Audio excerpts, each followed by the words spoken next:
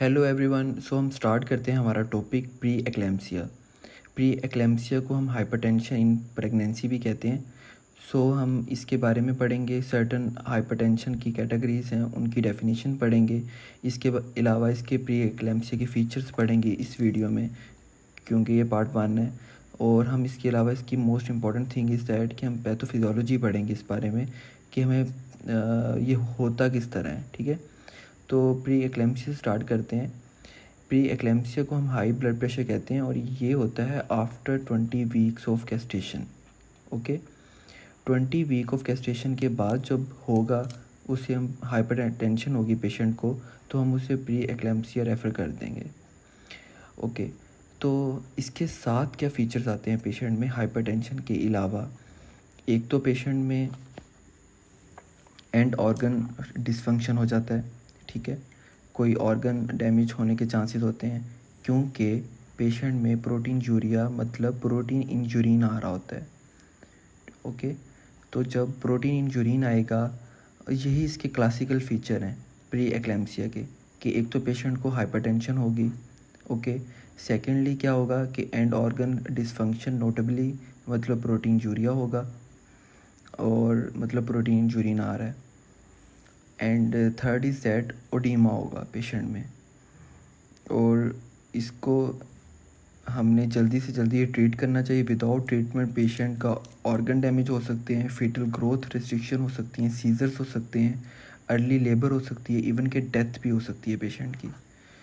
सो इसको हम जो पैथोफिजियोलॉजी है वो तो मैंने एंड पे बड़े अच्छे तरीके से समझाई हुई है, लेकिन इसकी जो पैथोफिजियोलॉजी में स्पाइरल आर्टरीज़ का रोल होता है, notably with the protein urea हो गया।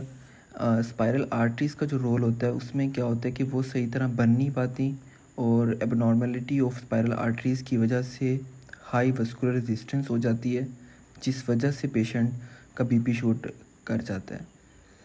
ओके, तो ये मैंने बता दिया कि 20 वीक ऑफ गेस्टेशन होगी, एंड स्टेज ऑर्गन फेलियर हो गया और मतलब प्रोटीन यूरिया हो गया, हाइपरटेंशन होगी, सारा कुछ मतलब आपको आपके जहन में आ गया।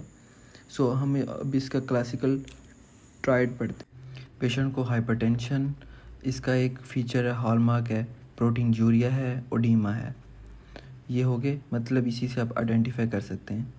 सो अब हम सर्टन डेफिनेशंस करते हैं कि मतलब अगर 20 वीक ऑफ गेस्टेशन से पहले हो रही है तो फिर हम क्या कहेंगे।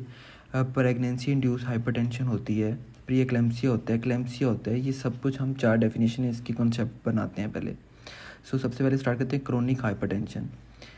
ये क्या होती है कि हाई ब्लड प्रेशर होता है पेशेंट में, जो कि 20 वीक ऑफ गेस्टेशन से पहले ही होता है, लॉन्ग लास्टिंग होता है, और इसका प्लेसेंटा के साथ कोई रोल नहीं होता। ठीक है, ना ही इसको कोई क्लासीफाई करेंगे हम प्री एक्लेम्पसिया में, ये पहले से हाइपरटेंशन है। प्री एक्लेम्पसिया को जो मैं आपको बताया है कि 20 वीक ऑफ गेस्टेशन साथ ऑर्गन डैमेज होगा, ओडीमा होगा, प्रोटीन यूरिया होगा। एक्लेम्पसिया में सीजर्स, प्री एक्लेम्पसिया की वजह से जो सीजर्स होंगे पेशेंट को, उसे हम एक्लेम्पसिया कह देंगे। ठीक है, ये भी आपको सारा कवर हो गया। ये मैंने ट्राइड बता दिया था, इस एक्लेम्पसिया प्री एक्लेम्पसिया के साथ आ गया। और प्रेगनेंसी इंड्यूस्ड भी एक होता है, इसमें सीजर्स आ गए एक्लेम्पसिया में। ठीक है, अब जो हम एक और करने जा रहे हैं, चौथे वाला, मतलब ये तीनों तो हो गए ना कवर। क्रोनिक हाइपरटेंशन पहले से ही हाइपरटेंशन हुई पड़ी है, प्री एक्लेम्पसिया तीनों ट्राइड बता दिए। एक्लेम्पसिया जो था वो मैंने सीजर्स के साथ बता दिया कि as a result of eclampsia, मैंने लिख भी दी है। अब जो फोर्थ वाला है वो है प्रेगनेंसी इंड्यूस्ड हाइपरटेंशन, जिसे हम गेस्टेशनल हाइपरटेंशन भी कहते हैं। वो आपने कंफ्यूज नहीं होना उसमें प्री एक्लेम्पसिया में, ये गेस्टेशनल हाइपरटेंशन है या प्रेगनेंसी इंड्यूस्ड हाइपरटेंशन है। ये होती है occurring after the 20 week of gestation, बिल्कुल प्री एक्लेम्पसिया की तरह होती है। ठीक है, मतलब प्री एक्लेम्पसिया में भी 20 वीक ऑफ गेस्टेशन के बाद होगी, इसमें भी 20 वीक ऑफ गेस्टेशन के बाद होगी, लेकिन इसमें प्रोटीन यूरिया नहीं होगा। इसका ये इंपॉर्टेंट फीचर है। प्री एक्लेम्पसिया की पैथोफिजियोलॉजी जानने के लिए हम सबसे पहले ये स्टार्ट करते हैं कि ये यूट्रस है फॉर एग्जांपल। ठीक है, बड़े आराम से समझना आपने। यूट्रस के अंदर लेयर होती है एंडोमेट्रियम, मायोमेट्रियम वगैरह। ठीक है, एंडोमेट्रियम ये लेयर है, ये यूट्रस है और ये इसकी एंडोमेट्रियम लेयर है। ब्लास्टोसिस्ट, आपको पता है कि जाइगोट जब बनता है एगोस्पर्म के बाद ब्लास्टोसिस्ट जो होती है वो इसके पास जाएगी एंडोमीट्रियम, यूट्रस की एंडोमीट्रियम के पास। जाते जाते जाते जाते ये जो लेयर है ना, इसको हम कहेंगे सिंसिशियो ट्रोफोब्लास्ट। इसमें फिंगर लाइक प्रोजेक्शन होती है, ठीक है। ये क्या करेगी कि एंडोमीट्रियम के अंदर जाकर ये इस तरह फिंगर लाइक प्रोजेक्शन जो होंगी ना अंदर चले जाएंगी, ठीक है। इसे कहेंगे करोनिक विलाई। तो ये जो विलाई होते हैं इसमें फीटल ब्लड वेसल्स होती हैं, फीटल ब्लड वेसल्स होती हैं, ठीक है।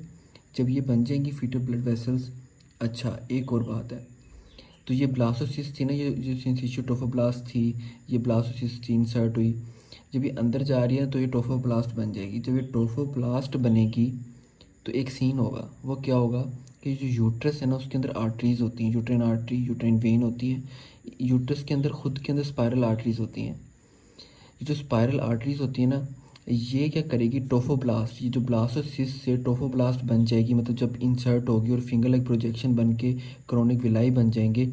और ये जो ट्रोफोब्लास्ट है ये सिग्नल सेंड करेगी स्पायरल आर्टरीज को कि ब्लड वेसल्स की सप्लाई और बढ़ाई जाए। तो रेजिस्टेंस ब्लड वेसल्स की जो है वो डाउन हो जाएगी। डाउन होने की वजह से वहाँ पर वो जो वेसल्स हैं वो फ्रेजाइल हो जाएंगी, मतलब वीक हो जाएंगी, कमज़ोर हो जाएंगी, जिस वजह से रप्चर करेंगी, लेकुनाई बन जाएंगे जिसे लेक्स कहते हैं, ठीक है।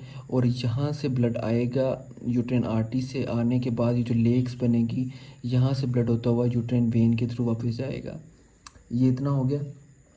अगर ये लेकोनाई सही नहीं बनती हैं, लेक्स जो बननी है स्पाइरल आर्टरीज की वजह से, तो यूट्राइन आर्टरी से ब्लड सही तरह यूट्राइन वेन में नहीं जा पाएगा, जिस वजह से पेशेंट में एक्लेम्सिया होगा, रेजिस्टेंस बढ़ेगी, ऑक्सीडेटिव स्ट्रेस बढ़ेगा, जिस वजह से एंडोथेलियल जो फंक्शन है वो इम्पेयर्ड होगा।